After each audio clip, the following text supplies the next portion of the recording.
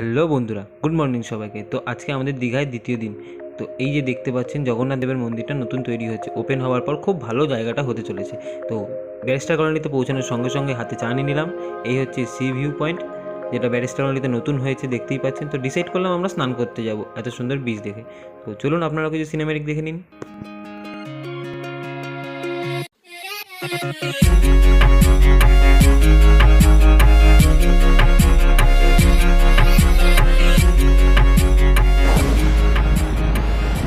স্নান করে উঠতে না উঠতেই দেখতে পেলাম সামনে একটা ডাবের কাকুকে। তো ডাব নিয়ে নিলাম সবাই একটা করে হাতে।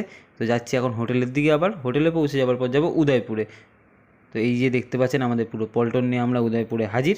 তো বেশ কিছুক্ষণ সময় আড্ডা দুটোই কাটানোর পর তো বাইক নিয়ে বেরিয়ে পড়লাম একটু রাইডে, যেটা আপনারা দেখতে পাচ্ছেন। আজকের ভিডিওটা এই পর্যন্তই, দেখা হচ্ছে কালকে।